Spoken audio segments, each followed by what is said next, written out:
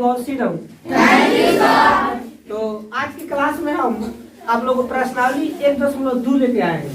प्रश्नावली 1.2 बहुत मस्त और जबरदस्त तरीके से बताएंगे, बस आप लोग देखते रहिए। देखिए, आप लोग को याद दिलाने के लिए एक बात बताएंगे, उसको ध्यान समझना।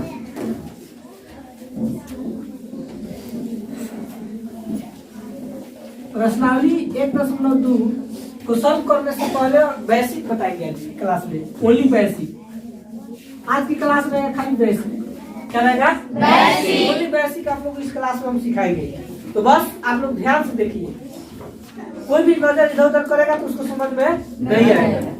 तो यहाँ पर जो है प्रश्नावली 1.2 में आप लोग क्या बताना है, बेसिक बताना है। क्या बताना है, बेसिक।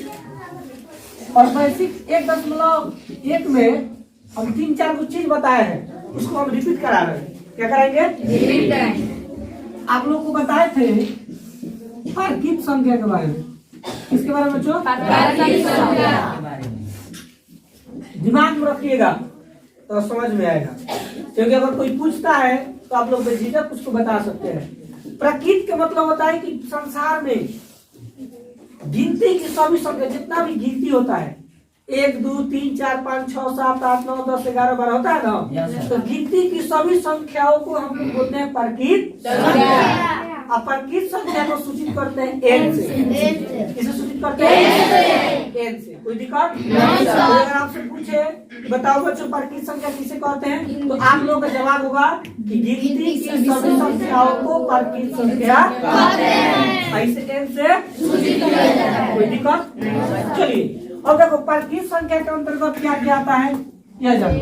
जैसे n बराबर हो जाएगा 1 2 3 4 5 डॉट। ठीक है, यह जो प्रकृत संख्या हो गया। प्रकृत संख्या 1 से शुरू होता है। और कोई पूछे प्रकृत संख्या किससे शुरू होता है, 1 से। और प्रकृत संख्या को किससे सूचित करते हैं, n से। प्रकृत संख्या किसे कहते हैं, गिनती के सभी संख्याओं को प्रकृत संख्या कहते हैं। तो दिक्कत, चलिए दूसरा आप लोग हम बताए थे, याद होगा पूर्ण संख्या के बारे में। संख्याएं होता है, क्या होता है, क्योंकि 1 से ज्यादा का मूल रहा है यहाँ पर। तो पूर्ण संख्या का मतलब होता है 0 से शुरू हो, जो 0 से शुरू हो। तो 0 से लेकर गिनती की सभी संख्याओं को क्या कहेंगे, और इसे किसे सूचित करते हैं, W से सूचित करते हैं। किसे सूचित करते हैं, पूर्ण संख्या को W से सूचित करते हैं। अब पूर्ण संख्या की परिभाषा होता है कि 0 से लेकर गिनती की सभी संख्याओं को पूर्ण संख्या कहते हैं। जैसे इसमें हो जाएगा 0 1 2 3 4 5। ठीक है, और कोई पूछे कि पूर्ण संख्या का सबसे छोटी संख्या क्या होता है, 0। क्या होता है, 0। पूर्ण संख्या किससे शुरू होता है, 0 से।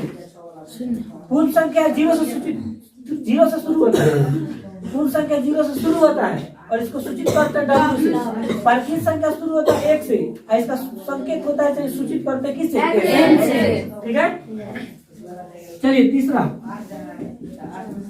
आप लोग बताए थे पूर्णांक के बारे में। इसके बारे में पूर्णांक के बारे में बताए थे। पूर्णांक का मतलब होता है कि संख्याएं डॉट डॉट डॉट -3 -2 -1 0 1 को पूर्णांक कहते हैं।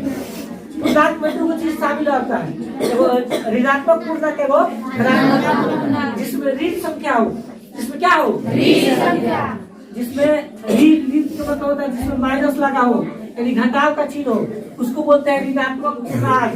क्या बोलते हैं, ऋणात्मक पूर्णांक। तो ये सब जो है ऋणात्मक पूर्णांक है, और इधर वाला धनात्मक पूर्णांक है। क्यों, क्योंकि इसमें धन चिन्ह है।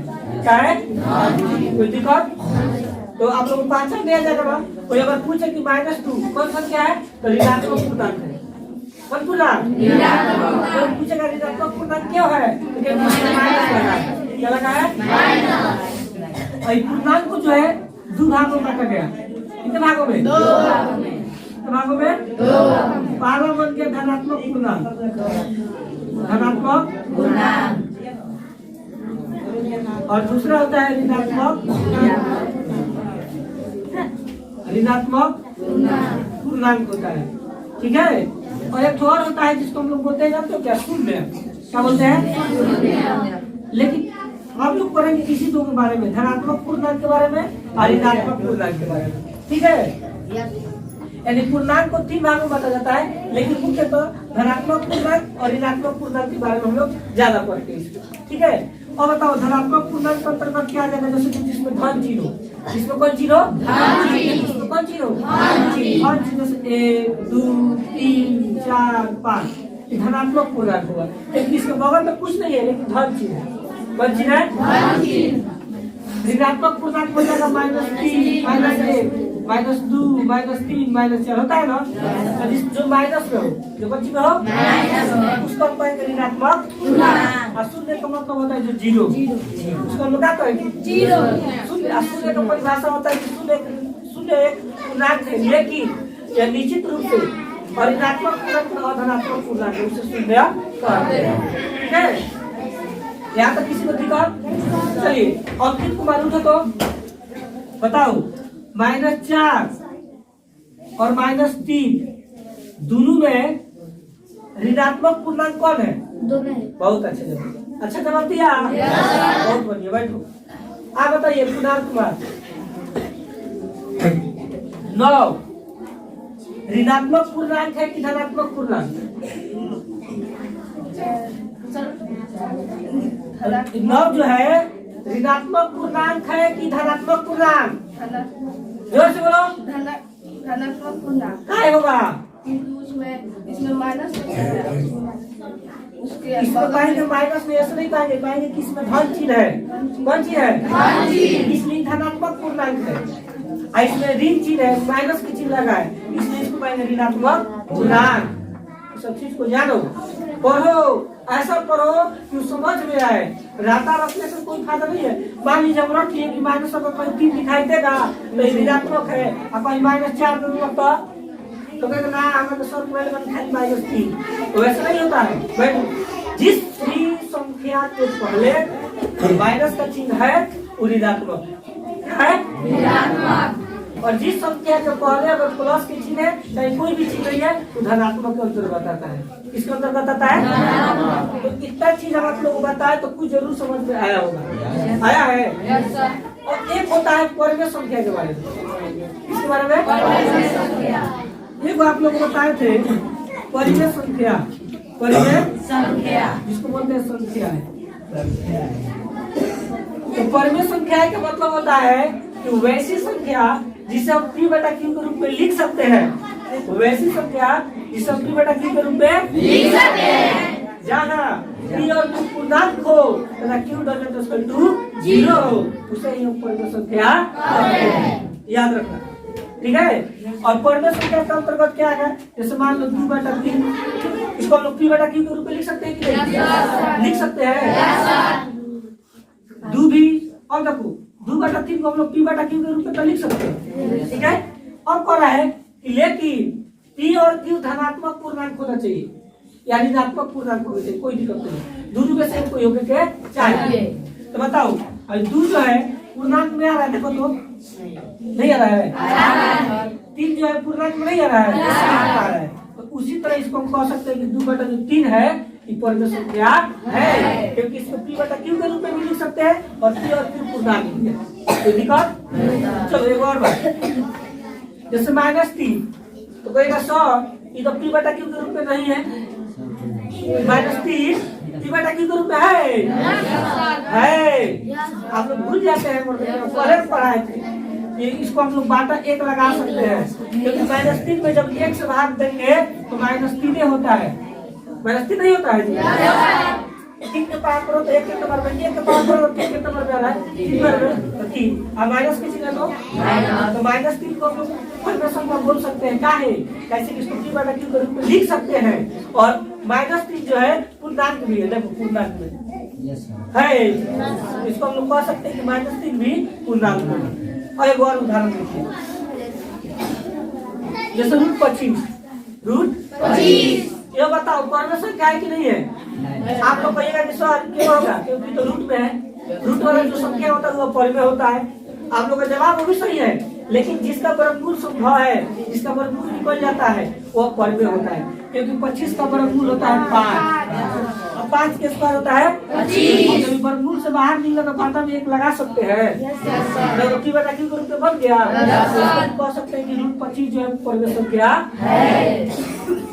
इतना चीज आप लोगों को हम बताए पार्थिव संख्या के बारे में, पूर्ण संख्या के बारे में, पूर्णांक के बारे में। पूर्णांक को 3 भागों में बांटा गया था, जिसमें धनात्मक पूर्णांक मिला, ऋणात्मक पूर्णांक मिला और शून्य मिला। धनात्मक पूर्णांक के अंतर्गत होता है कि एक दूसरे जिसमें धन चिन्ह हो उसको धनात्मक पूर्णांक, और ऋणात्मक पूर्णांक का मतलब होता है जिसमें ऋण चिन्ह उसको ऋणात्मक पूर्णांक बोलते हैं, और शून्य का मतलब होता है शून्य। ठीक है, तो इतना चीज आप लोग क्लियर समझ में आ गया होगा।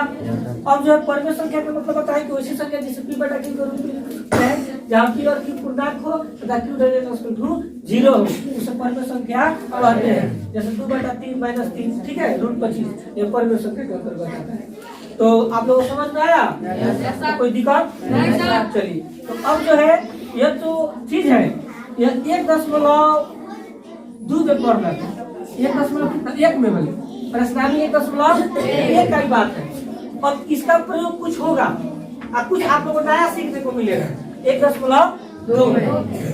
तो इसको मिलका तो रहा है। इसके बाद जो है अब अगला स्टेप 1.2 में जो लागू होने वाला है वो चीज को हम बताएंगे।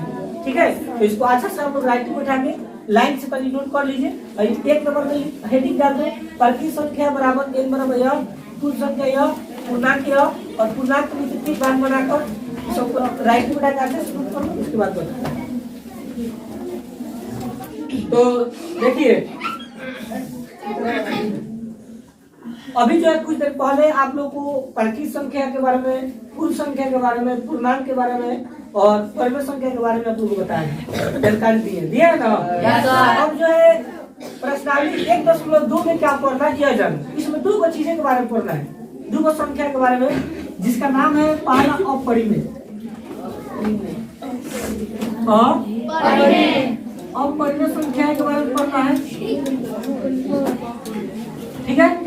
और दूसरा हमको पढ़ना है वास्तविक संख्या के बारे में, वास्तविक संख्या के बारे में।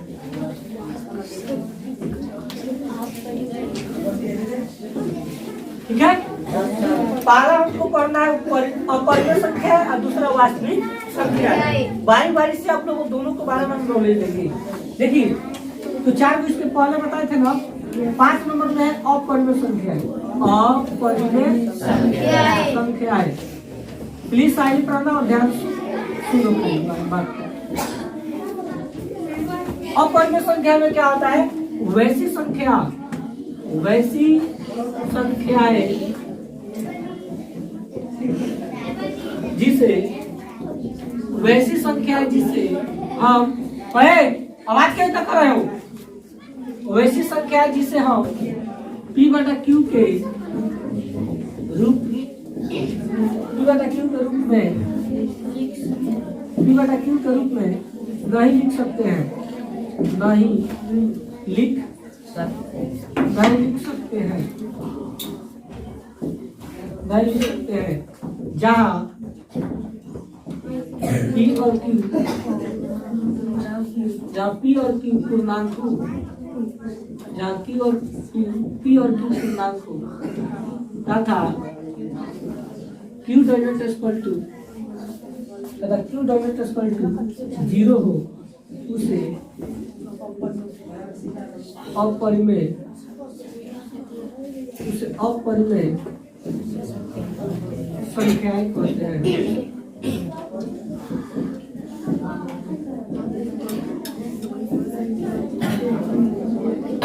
ठीक है, अपरिमेय संख्याएं का मतलब होता है कि वैसी संख्या है जिसे हम p बटा q के रूप में लिख सकते हैं, जहाँ p और q पूर्णांक हो तथा q डॉट 0 हो, उसे अपरिमेय संख्या, यानी अपरिमेय। ध्यान से देखिए, अपरिमेय। अपरिमेय का मतलब होता है कि जो परिमेय ना हो, जो परिमेय ना हो। अगर कोई पूछे आप लोगों से कुछ बताओ अपरिमेय संख्या है किसे कहते हैं, तो आप कहिएगा कि वैसी संख्या है जिसे, वैसी संख्या है जिसे हम पी बटा क्यू के रूप में नहीं लिख सकते हैं। जहाँ पी और क्यू पूर्णांक हो तथा क्यू टू 0 हो उसे अपरिमेय संख्याएं कहते हैं। एग्जाम्पल के माध्यम से आप लोग बता रहे हैं, ध्यान दीजिए। जैसे है बच्चों, रे क्या इतना आवाज कर रहे हैं जी, आप लोग डिस्टर्ब हो रहा है। जैसे मान लीजिए √2 तो कहेगा सर √2 में 2 भी अपरिमेय संख्या हो सकता है, क्योंकि आप बाटा में नीचे 1 लगा सकते हैं। और √2 में 1 से भाग दोगे तो √2 हो जाएगा है। लेकिन ठीक है, हम भी जानते हैं कि हम √2 में 1 लगा सकते हैं, पी बटा क्यू के रूप में हो गया। अब √2 में 1 से भाग दी तो √2 हो गया। लेकिन इसका शर्त तो है कि जहाँ पी और क्यू पूर्णांक हो, जहाँ पी और क्यू क्या हो, पूर्णांक हो। बच्चों ध्यान से देना, बहुत अच्छा बात बता रहे हैं। जहाँ पी और क्यू क्या हो, पूर्णांक हो। जहाँ पी और क्यू पूर्णांक हो। जो संख्या होता है परिमेय संख्या, उस ऊपर वाला को बोलते हैं पी और नीचे वाला को बोलते हैं क्यू। ठीक, तो आप लोग पूर्णांक के बारे में आप लोग हम क्या बताए, बताओ। पूर्णांक के बारे में बताएं कि dot dot dot -3 -2 -1 0 1 2 3 dot dot dot. ठीक है, इधर -4 -5 हो सकता है, इधर 1 2 3 4 5 अनंत, इधर भी अनंत।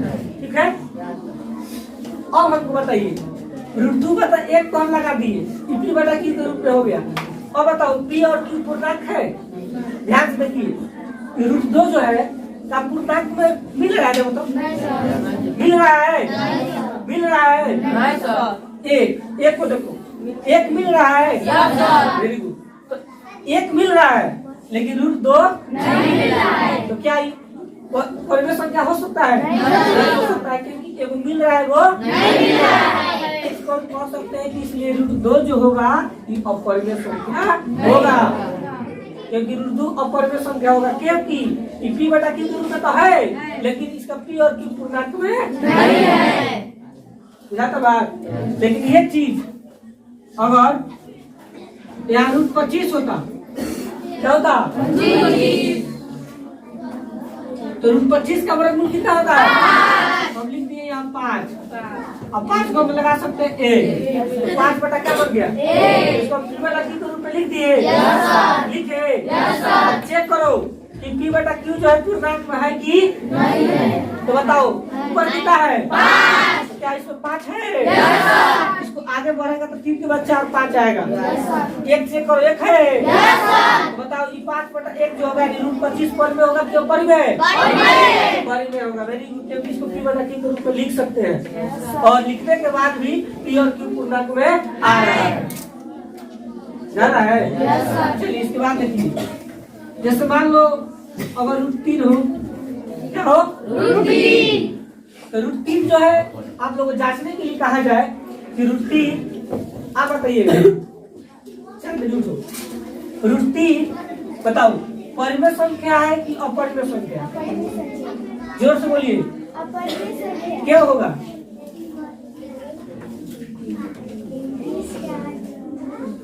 क्या हो बताइए, चलो बैठो, हम बता रहे हैं। देखिए, क्योंकि √3 में हम 1 लगा सकते हैं, लगा सकते हैं ना? तो पी बटा क्यू के रूप में हो गया, लेकिन √3 का वर्गमूल होता है? नहीं होता है। तो देखो 1 तो है, 1 पूर्णांक में है, लेकिन √3 पूर्णांक में नहीं है। इसलिए इसको हम कह सकते हैं कि जो √3 होगा ये परिमेय संख्या होगा।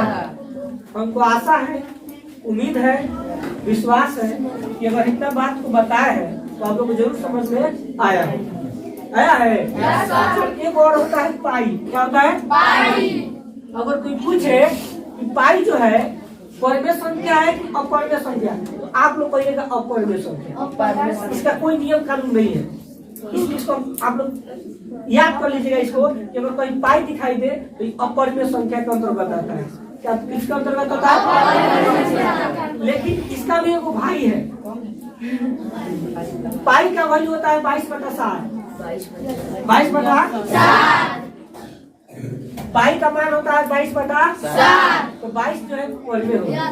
क्या होगा? क्योंकि देखो इसको पी बटा क्यू के रूप में लिख सकते हैं। अब पी और क्यू भी पूर्णांक में आ रहा है, ना? हम कह सकते हैं कि पाई टू करो तो पाई अपर में हो जाएगी, लेकिन पाई का मान 22/7 और में हो। कोई दिक्कत?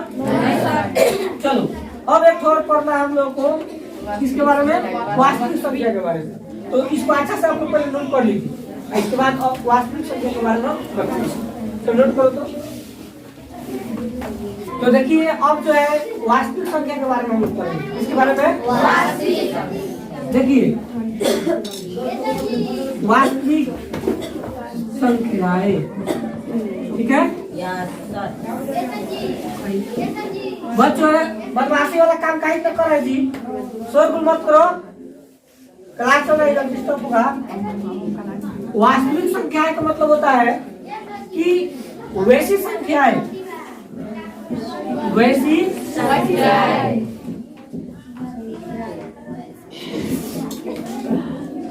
जिसे वर्ग करने पर, वैसी संख्या है जिसे वर्ग करने पर धनात्मक पूर्णांक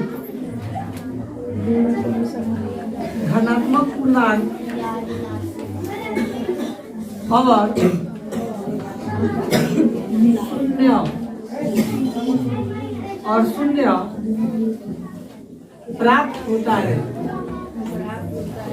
शून्य प्राप्त होता है,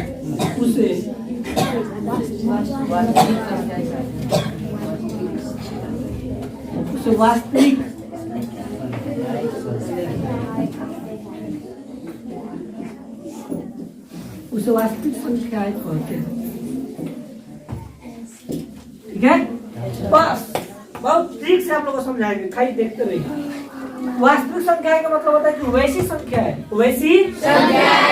जिसे वर्ग करने पर, वर्ग समझते हो? वर्ग का मतलब होता है कि वैसी संख्या जो उसी संख्या से 2 बार गुना करने पर प्राप्त गुणनफल को वर्ग कहते हैं। वैसी संख्या जो उसी संख्या से 2 बार गुना करने पर प्राप्त गुणनफल को वर्ग कहते हैं। तो वैसी संख्या जिसे वर्ग करने पर धनात्मक पूर्णांक, कौन पूर्णांक? और क्या प्राप्त हो? दो चीजें देखना है, जो संख्या को वर्ग कर रहा है तो धनात्मक है तो समझो तो वास्तविक संख्या है, अगर धनात्मक नहीं है तो वास्तविक संख्या नहीं है। अगर शून्य प्राप्त हुआ तो वास्तविक संख्या है, अगर शून्य प्राप्त नहीं हुआ तो वास्तविक संख्या नहीं है। चलिए आप लोग का जवाब देखिए। जैसे मान लो √2 के स्क्वायर कर रहे हैं, √2 के स्क्वायर जब करेंगे ना तो देखो √2 में जब √2 से गुना करते हैं तो क्या होता है? और आप लोग वैसे भी सोच रहे हो, देखो रूट है तो रूट और दूनी 4 के वर्गमूल 4 के वर्गमूल 2। √2 के स्क्वायर किए तो √2 गुने √2, रूट के रूट दूनी 4 और 4 का वर्गमूल 2। और नहीं तो अगर ऐसे होगा √2 के स्क्वायर से रूट कट गया, क्या मिला? √2 के स्क्वायर किए तो √2 गुने √2 बराबर √4 और 4 के वर्गमूल 2। √2 के स्क्वायर किए तो स्क्वायर से रूट कट गया, क्या प्राप्त हुआ? 2। तो ऐसे भी बनता है, ऐसे भी बनता है। अब बताइए आप लोग, जो हमको 2 प्राप्त हुआ वर्ग करने पर, क्या वो धनात्मक पूर्णांक है कि शून्य है कि ऋणात्मक पूर्णांक है? अब आप लोग बताइए, जब धनात्मक पूर्णांक है तो यह वास्तविक संख्या है कि नहीं है? क्योंकि आप क्लियर कर रहा है कि वैसी संख्या है जिसे वर्ग करने पर धनात्मक पूर्णांक और शून्य प्राप्त होता है, उसे वास्तविक संख्या। आपको ये 100 माइनस लेके तो नहीं बनाइए तो देखो -1 जैसे मान लो -3 के स्क्वायर कर -3 के स्क्वायर, तो -3 के स्क्वायर का मतलब -3 गुने -3 3 का 9 माइनस गुने माइनस। देखो 3 में 3 से गुना करो 3 का माइनस गुने माइनस, तो बताओ +9 प्राप्त हुआ। तो ये बताओ वास्तविक संख्या है कि नहीं है ना? इसको भी कह सकते हैं कि वास्तविक संख्या है। और कुछ उदाहरण देखो,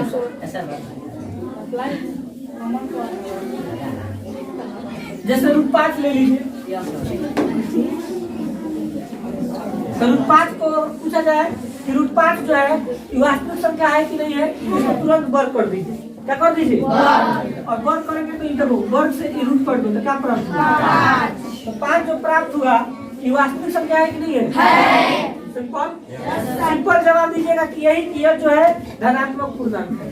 ठीक है, अब देखिए एक लास्ट और पूछा जाए कि जो 0 बा ये वास्तविक संख्या है कि नहीं है? इसका जांचने के लिए क्या करेंगे? स्क्वायर करेंगे वर्ग। तो 0 का वर्ग का मतलब 0 गुने 0, तो अंदर में आते तक एक आता फुट देता है क्या? अब बताओ 0 प्राप्त हुआ, तो 0 प्राप्त हुआ ये वास्तविक संख्या है कि नहीं है? क्योंकि यहाँ पर स्पष्ट करा कि शून्य प्राप्त होता है, शून्य भी प्राप्त हो सकता है। ठीक, लेकिन एक चीज और देखिए, अगर रूट माइनस 5 पूछा जाए, रूट माइनस 5 पूछा जाए कि यह जो है वास्तविक संख्या है कि नहीं है, तो इसको भी स्क्वायर कर दीजिए।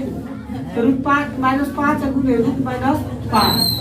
ठीक है, अब देखो कि अंदर है बाहर नहीं है, तो 5 में 5 से गुना करेंगे तो 25 होता है ना, 25 माइनस है तो माइनस, वर्गमूल है तो वर्गमूल। 25 का वर्गमूल कितना होता है? इसके संगे क्या बात? माइनस 5 प्राप्त हुआ, माइनस 5। तो माइनस जब 5 प्राप्त हुआ तो बताओ ये वास्तविक संख्या है कि नहीं है? नहीं, निश्चित है, क्योंकि यह ऋणात्मक है, क्योंकि इसमें माइनस लगा है। आसान विधि, जैसे मान लो अगर कर रहा है कि रूट माइनस 5, तो रूट माइनस 5 के तुरंत यहाँ स्क्वायर कर दो, स्क्वायर से रूट कर दो, क्या पर माइनस 5 मिला। तो माइनस 5 जो है वास्तविक संख्या होगा। क्यों? क्योंकि ये जो है ऋण संख्या है, ऋणात्मक पूर्णांक है। और जब भी धनात्मक पूर्णांक और शून्य आएगा, याद रखना, जब भी धनात्मक पूर्णांक और शून्य है वही वास्तविक संख्या होता है। इसके अलावा कोई भी संख्या आता है तो धनात्मक वास्तविक संख्या नहीं होता है। इतना चीज हम बताए।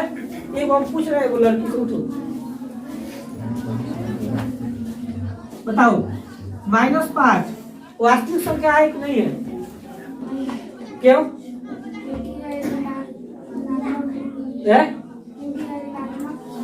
आपको ऐसे नहीं बताना है, हम बताए हैं। देखो वैसी संख्या है जिसे वर्ग करने पर, क्या करने पर?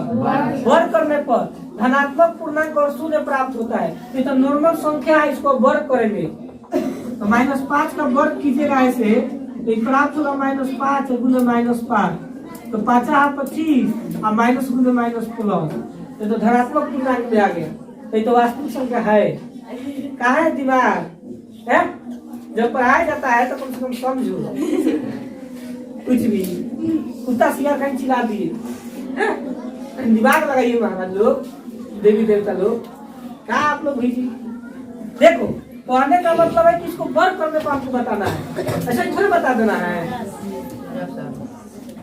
देखो जैसे मान लो अगर पूछा रूट 9 ले लीजिए, माइनस रूट 9, तो इसको हम लोग जब वर्क करेंगे क्या करेंगे? तो वर्ग से ही रूट कट जाएगा, तो यहाँ क्या प्राप्त होगा? तो ये हो जाएगा ऋणात्मक पूर्णांक है। तो इसको हम कह सकते हैं कि वास्तविक संख्या नहीं है। लेकिन अगर इसी के जगह पर माइनस नहीं रहता, माइनस नहीं रहता, तो देखो अब यहाँ पर क्या होता है कि 9 का वर्गमूल कितना होता है जी? 3 होता है। तो 3 देखो कौन में आया है ना, तो इसको हम कह सकते हैं कि जो है वास्तविक संख्या है क्योंकि धनात्मक है। क्या है? समझ में आया? तो नोट करो।